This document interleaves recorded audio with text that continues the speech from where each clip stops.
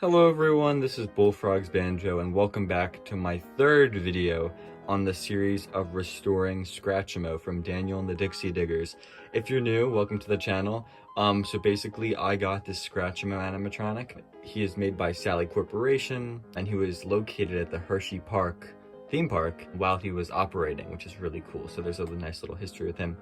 He has a more unique outfit compared to the other Scratchmo outfits, and I wanted to do a little update video. So I was going through some footage that I had, and I realized that I had some footage of me taking off his mask and showing how that's done. Very simple stuff, but I did record it, and I thought it would be great to add that to a video just to document that. And I'd also like to say that he's been moved to my room. He has taken the place of Barbara currently, and Barbara's string band from Major Magics. And that is that. So also I wanted to quickly just say that he is up here right now. And as you can see, he is missing his face. That is because his mask was actually sent out to a friend of mine, and they are actually molding the original mask. So I am able to have a new mask that is fixed, because the old one, while it looked really nice and definitely was the best out of the 5, there was cracking around the eye, which you'll see in the mask video. And over time that only get worse, and then things would start melting or drooping or cracking, and then it would be worse when it comes to molding.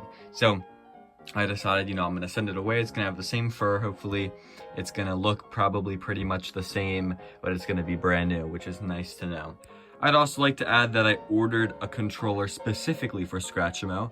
Right now he does work, but I've been borrowing one of the ones that I've used on my Chuck E. Cheese show.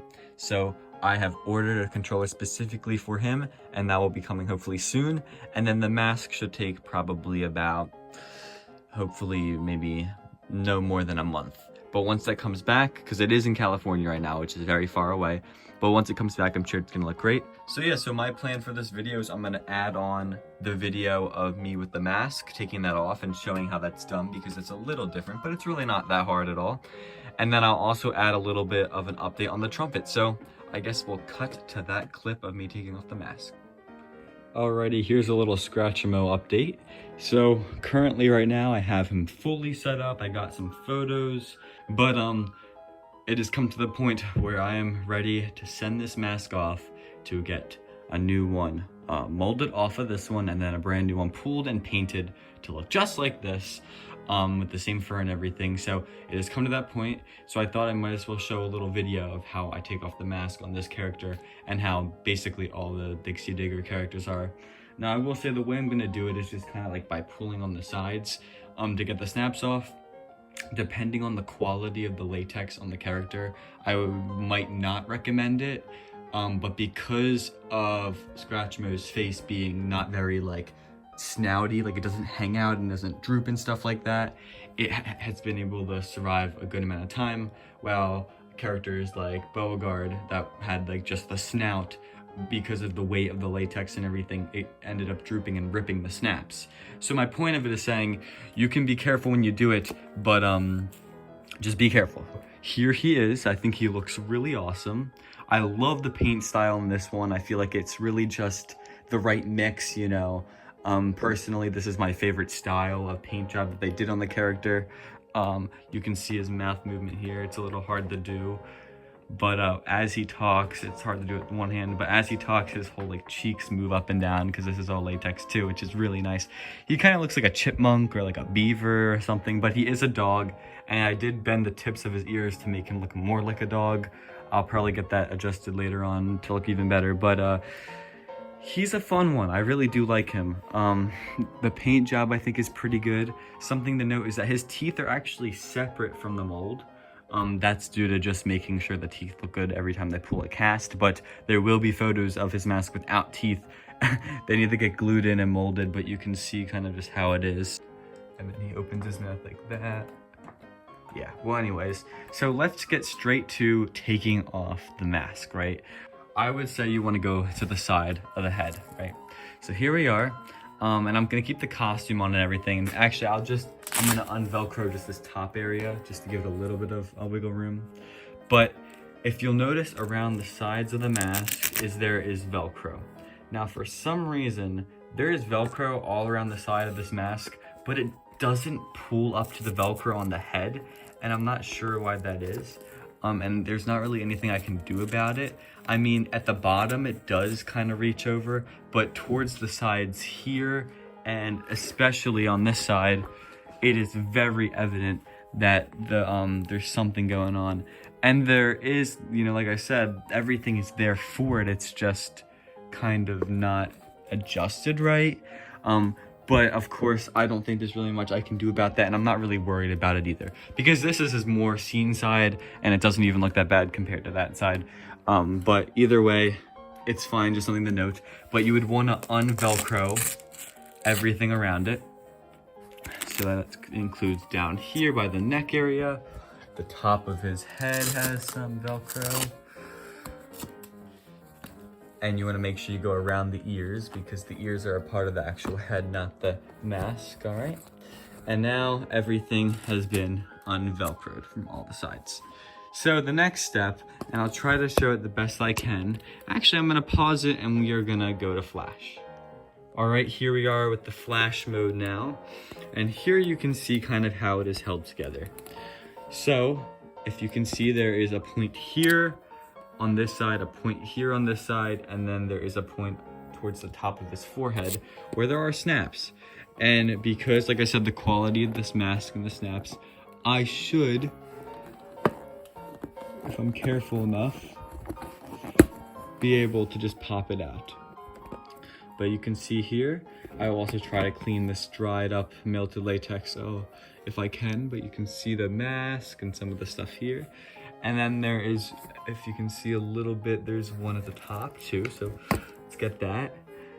If the latex is too rough and you don't want to risk doing anything, I would recommend using a flathead screwdriver safely. But really, realistically, you should be able to just get your finger in there and kind of pick apart the piece, and it should unsnap off. So we will come to this side, and I don't even really have to be, there we go, you see that one's done, and then there's one at the top here. All right, so now everything is undid. As you can see, his face is still on and he looks fine. Now the next step is a little bit more challenging, because you don't want to break this plastic around the eye, because the plastic around the eyes is probably going to become a fragile plastic as time goes on, depending on the character and the condition and stuff. I don't think mine is too fragile, but I'm just noting to be careful. And here you can definitely see his eyes are not sparkly white. So for this step, I recommend kind of going around the eye and kind of just pulling apart at it. And this is probably not the best thing to do on camera, but you're gonna basically wanna just pick apart at it and kind of get it to go all the way around like that, right? So the end result should look something like this. Now, if you're curious, it's about yay thick, and it is molded on like that, so it does need this loose area. And now this side with the cracking, which is one of the main issues with this mask, go like that, boom. All right, so no damage was done. You don't want to rip and pull and stuff, but that is just how you take off the masks. And if you were to put it on vice versa, you'd kind of just want to start in like some area and kind of stretch its way around it. And again, being careful of the plastic, because you don't want to chip it or damage it. So now Scratchmo is in this mode, and he looks kind of creepy now. The next part, and this goes for any Sally bot, is getting now the mouth out. Now, depending on the character, the mouth is different. Scratchmo has a more indented mouth, because what Sally did is they put some sort of hard material, or I guess it was soft, and then over time it hardens, so it forms the shape of the mouth of the character, no matter what character it is. So in this case, you know, it formed this like lip, so you kind of want to take it off of that, and then you are pretty much done. And you just watched me take off the entire mask, and I'll lay it down here. So let's take a moment and look at the detail.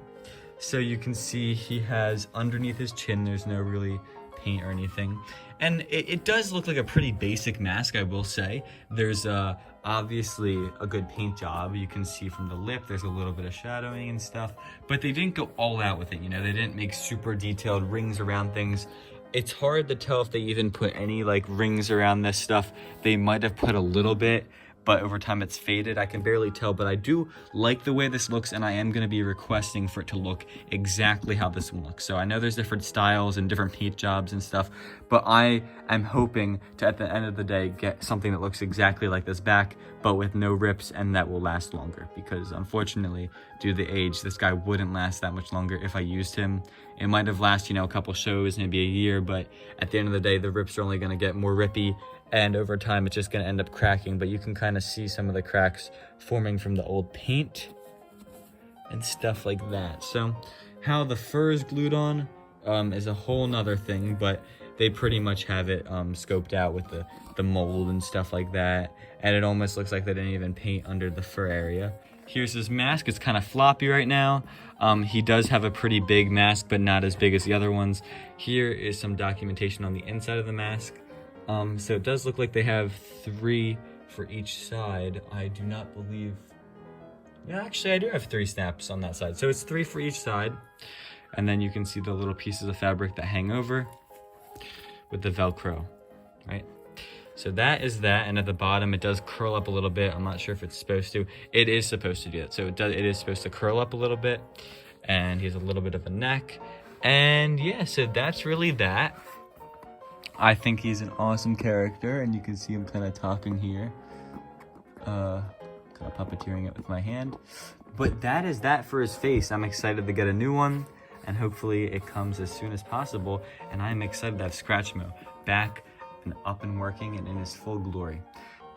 Alrighty, so my next step in this restoration that I want to do is get this trumpet cleaned up and fixed, basically. So when I got it, it was like zip tied together. It was zip tied to his fingers and stuff, so I obviously cut the zip ties, and you can see that this is actually broken off. Now, it definitely looks like they tried somehow putting it back on before. I don't know if it was welds or what it was, but it basically, this piece goes down here, and then it welds up here, and then it looks like there was supposed to be a brace right here to kind of keep it, you know, stronger, but the brace is missing. So what I plan to do next is obviously get this fixed. Now, I talked to my local welder, great guy, has done a lot of welds for me for my show and other animatronics. But unfortunately, he said he does not have the tools to do something with brass, because instrument metal is very different than just like steel and stuff like that. It's very, it's thin, it's hard to work with. And honestly, I mean, judging by how it was done in the past, it doesn't look like it worked really well. But I have some sort of like chemical bond thing that I'm going to be using, and hopefully that will hold up and help. I'm not positive that it will, but I'm going to try my best. Hopefully we won't have to go down the zip ties route, but it might be something in the future, because I really am not sure. It's a pretty heavy trumpet. It's a very real trumpet. They even have like some of the buttons obviously are like rusted and stuff, but the springs are in there. Everything's really in there. This is a very real trumpet. A lot of people have already told me like, hey, like, why don't you just like replace the trumpet and buy like a brand new one, you know, maybe one on Facebook or something. Not a brand new one, but you know, just buy a new trumpet. And to my response is this, right? So my character, where he has like the overalls and the checkered shirt, I feel like this trumpet fits him much better than if I was to buy like a shiny new trumpet, or like you know, obviously I wouldn't buy a brand new one, but like, you know, like a beginner person's trumpet on like Facebook, it would be all shiny, it would look nice and new. Now, for my style of character, I don't really want that. This character is gonna obviously be playing like Dixie and stuff, but I want him to have the old kind of, you know, oh, my trumpet's all bent up, oh, there's some weird like rust and erosion and stuff. I like that style for this character. Now, if my character was wearing a different outfit, maybe was like the striped outfit, a shiny trumpet might look good. But for my specific character and what I'm kind of going for, I think this trumpet is what I want to try to use. And yes, that means I'm gonna have to mess around with trying to get this piece back on there, and I'll probably put something here to keep it in place down here, and I'll probably have to add a brace there, because I do not know how it's been, you know, that's probably why it broke. It's missing the brace. But anyways, so here's a glimpse of what it looks like. I'm sure there was probably some times when I was at Hershey Park when maybe he dropped this trumpet and it dented, and you know, they tried fixing it and stuff like that. And I will update you guys as I put on this stuff probably. All right, so I have some of this stuff here. We're gonna see if it works. It's for steel, but I think it might be fine with this metal. already. I'm not too sure how far along I got with that video of me restoring the trumpet, but I kind of wanted to give a little update of how it's going. So I did use that glue, and it does actually work really well. You can see it is right there. It's that gray stuff. There's the 2 contact points and then a little bit of glue in here. Now you're looking at it and you're seeing the zip tie. I do have to cut the extra piece, but this zip tie is here just for safety so that he doesn't like throw his trumpet on the ground if that ever breaks. While this stuff is very high quality and is really good, I wouldn't trust it with the entire weight of the trumpet because it is a real trumpet and it is heavy. So if I program him or something glitches out where he's like raising his arm like a bunch like that, I don't want to risk it flying off and hitting someone or just damaging the trumpet itself, because it looks like this trumpet has been through a lot of stuff. Now it looks fine right now, but it has been damaged before. I'd also like to say how currently right now the way I have his hand positioned is his fingers, his thumb is kind of like on this side, his fingers are here, and then his pinky is kind of like under it. His 3 fingers would be like playing the notes and stuff like that. That's how I think I'm gonna have it. And then this arm really, if for anyone unaware, for trumpet players, they don't use this arm to play. So, you know, I understand Scratchmo is holding usually like a handkerchief, but he's not right now. But I just wanted people to be aware. I know there's, at the Huckleberry Junction, the version they have has like a wrist movement, but that's not really how you play trumpet. So I don't know what that's about.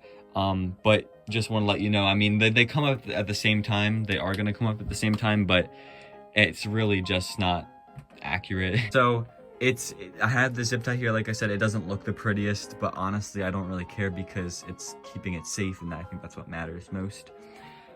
Currently, this is what I have going on for the bracket. I've decided for the time being just to use the original piece of metal, and I've added a little piece of rubber to kind of sandwich it in and keep it tight, because I feel like originally it was just metal. I replaced these screws that were all bent and weird, so now they're all nice and neat, but I did add, like I said, this rubber to kind of compress it and make it wiggle a little less. It's not perfect, I will admit. Like when it comes up, I mean, it looks fine. There's a little bit of wiggle with the trumpet, but I'll probably figure something else out. But for now, currently, that's how I have it, and maybe I'll have it like this for a little bit, just to get it done with. But yeah, so I'm thinking if there's anything else to say about the trumpet. I might make a new mount for this in the future, just because this isn't my favorite like design. As you can see here, it's really just like that's how it's designed, which I'm not a huge fan of, but it's whatever. I have to adjust how high it goes once we finally get the mask back, because it looks like it, you know, I don't want it too close to touching the mask, but I also want it to look realistic. And yeah, so I think that's pretty much all I have to say about this trumpet. I'm pretty sure this is probably the last clip of the video too, so thank you guys for watching. I'm pretty sure there's going to be one more video of the series, which is going to be me doing a little bit of programming and showing a little show.